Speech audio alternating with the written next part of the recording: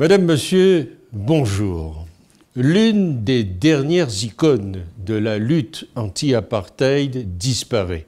J'ai nommé Winnie Mandela, éternelle insoumise et personnalité complexe s'il en est, qui a l'empreinte d'une combattante dans un pays où les femmes exercent un réel pouvoir.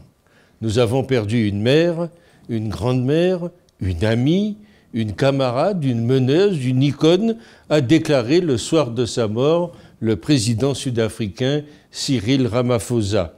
Car Winnie demeure, envers et contre tout, l'une des figures les plus populaires du pays, sinon du continent africain.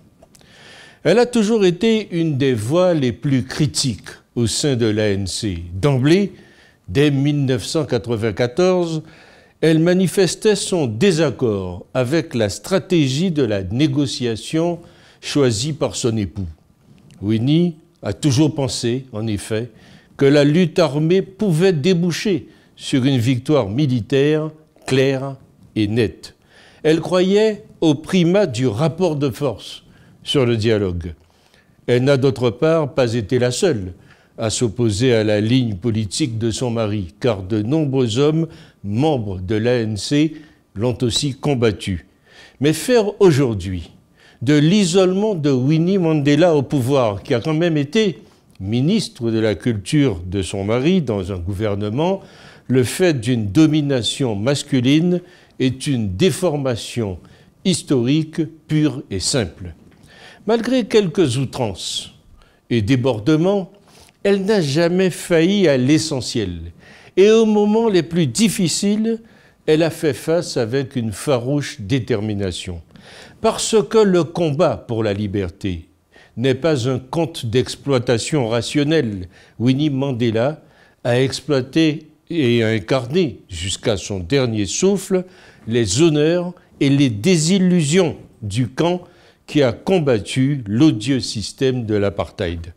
Sa disparition, annoncée dans une Afrique du Sud libérée, mais en proie, aujourd'hui plus que jamais, aux inégalités et à la pauvreté, rappelle au président Cyril Ramaphosa, nouvellement élu, les nombreuses attentes d'un peuple trompé par des politiciens qui confondent politique et business.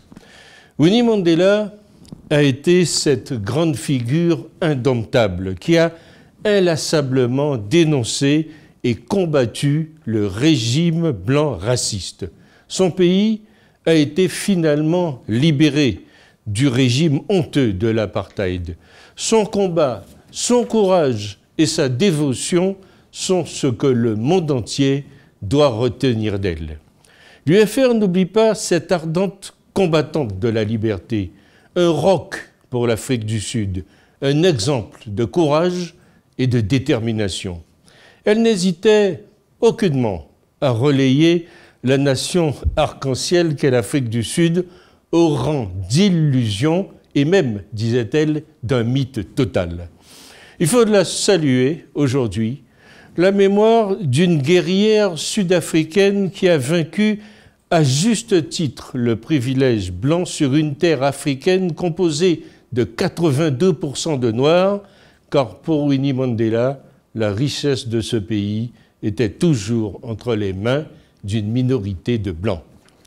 Femme complexe, en dépit de son discours radical contre les Blancs, elle a montré, et j'ai toujours gardé cette image, une réelle tristesse lors de l'assassinat de Marie de Klerk, l'ancienne épouse du dernier président blanc Frédéric de Klerk, qu'elle qualifia tout simplement de grande amie. En 2003, elle a été reconnue coupable par la justice sud-africaine de 43 accusations de fraude, de 25 accusations de vol et condamnée à 4 ans de prison. Récemment, elle fustigeait le train de vie de tous les dignitaires de l'ANC. Ce qui se passe contredit totalement ce pourquoi nous nous sommes battus. Maintenant, notre combat porte sur le nombre de voitures au garage et l'épaisseur de notre portefeuille d'action dans l'industrie minière. Il y avait manifestement deux Winnie Mandela, l'histoire reconnaîtra la sienne. La mère de la nation sud-africaine, l'icône de la lutte contre l'apartheid, la jeune femme de Soweto va reposer éternellement auprès des grands guerriers et guerrières qui ont consacré leur existence à lutter contre l'injustice des Blancs, le racisme des Blancs, la domination des Blancs, et cela même en terre africaine. C'est ce que je crois.